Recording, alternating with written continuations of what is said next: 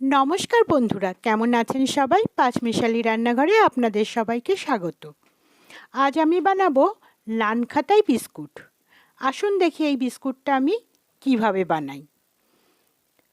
নানখাতাই biscuit বানানোর জন্য আমি প্রথমেই নিয়ে নিলাম মেজারিং কাপের 1 কাপ গুঁড়ো চিনি, আর সেই কাপ মেপেই নিয়ে নিলাম 1 কাপ ঘি।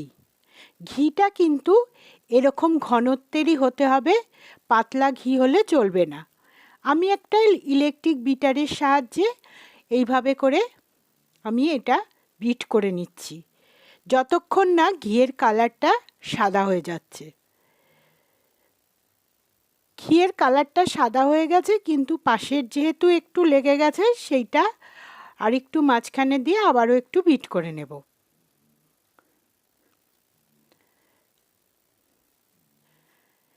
যদি ঘিটা পাতলা থাকে তাহলে ফ্রিজে রেখে একটু এরকম ঘন করে নিতে হবে। এখন আমি শুকনো উপকরণগুলো নিয়ে নেব। তার জন্য একটা ছাঁকনি নিয়ে নিয়েছি, ছাঁকনির মধ্যে দিয়ে দিচ্ছি ওই মেজারিং কাপ মেপে 2 কাপ ময়দা, আর এরকম একটা বড় চামচ মেপে দিয়ে দিচ্ছি 3 চামচ বেসন,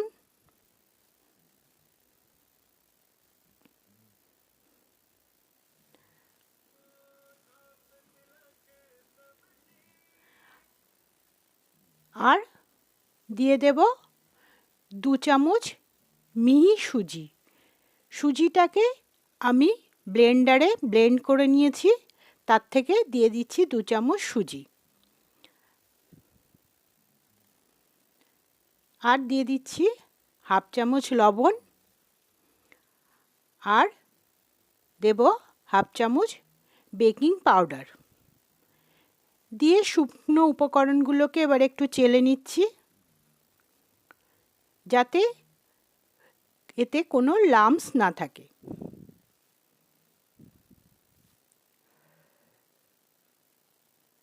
চেলে নিয়েছি। এবার হাতের সাহায্যে আমি এটাকে মেখে একটা ডোয়ের আকারে তৈরি করে নেব। আমি এতে কিন্তু কোনো রকম জল বা দুধ ব্যবহার করব না, ঘি দিয়েই মাখা হয়ে যাবে। যদি মাখা না হয় সেক্ষেত্রে আরও একটু ঘি দেওয়া যেতে পারে, কিন্তু আমার ঘি লাগবে না, আমার এতেই একটা ডো তৈরি হয়ে যাবে।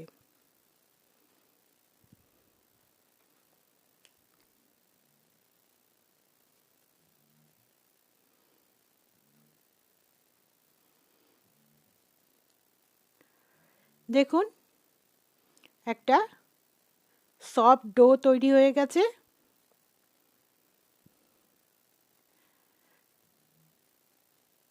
ডোটাকে রেখে আমি ওদিকে মাইক্রোওভেনটা ফ্রি হিট করতে বসিয়ে দিয়েছি। এদিকে আমি একটা এরকম মোল নিয়ে তাতে A4 সাইজের একটা পেস্টকে গোল করে কেটে তাতে ঘি মাখিয়ে রেখেছি, আর একটা একদম মেজারিং চামচ নিয়েছি যাতে সব বিস্কুটের আকার সমান হয়। এইভাবে করে আমি বিস্কুট বানিয়ে নেব। ওদিকে ফ্রি হিট মানে আমি 180 ডিগ্রিতে 10 মিনিট ফ্রি হিট করে নিচ্ছি মাইক্রোওভেনটা। এরকম হাতে করে গোল পাকিয়ে, বেশি চ্যাপ্টা করার প্রয়োজন নেই, মোটামুটি একটু চ্যাপ্টা করেই এইভাবে করে আমি রাখবো, একটু দূরে দূরে রাখবো, কারণ বেক হলেই বিস্কুটগুলো ফুলে আর একটু বড় হয়ে যাবে। সেই জন্য আমি একটু ফাঁকা ফাঁকা করে বিস্কুটগুলোকে রাখবো।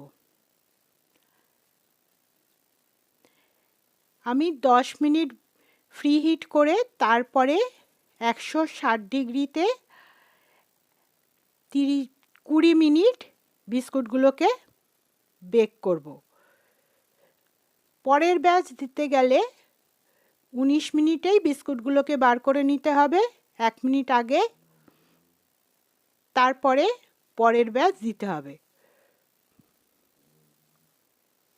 তাহলে ফ্রি হিট করার প্রয়োজন হবে না।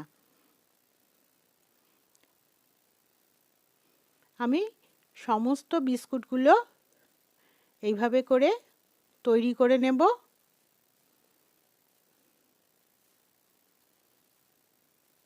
আমি যেভাবে বিস্কুটগুলো বানাচ্ছি সেইভাবে বানালে একদম পারফেক্ট হবে। আমার বিস্কুট রেডি হয়ে গেছে। আমি এবার ফ্রিহিট মাইক্রোওভেনে বিস্কুটগুলো দিয়ে দেব, দিয়ে 20 মিনিট বেক করব। ওদিকে বিস্কুট বেক করতে দিয়ে আমি পরের ব্যাচের জন্য বিস্কুটগুলো রেডি করে নিচ্ছি, কারণ 1 মিনিট আগেই বার করে সঙ্গে সঙ্গে ওই বিস্কুটগুলো কিন্তু আমার মাইক্রোওভেনে দিতে হবে। যেহেতু আমি ফ্রিহিট করছি না, ওই জন্য 1 মিনিট আগে বার করে নিয়ে 160 ডিগ্রিতে পরের ব্যাচ 15 মিনিট বেক করব। প্রথম ব্যাচ 20 মিনিট, 20 মিনিট টাইম দিয়ে 19 মিনিটে বার করে নেব।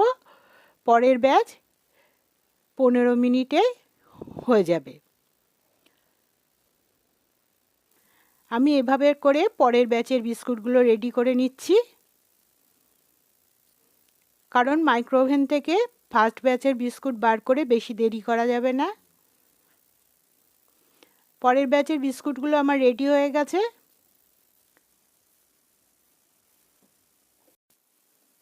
আমার প্রথম ব্যাচের বিস্কুট রেডি হয়ে গেছে।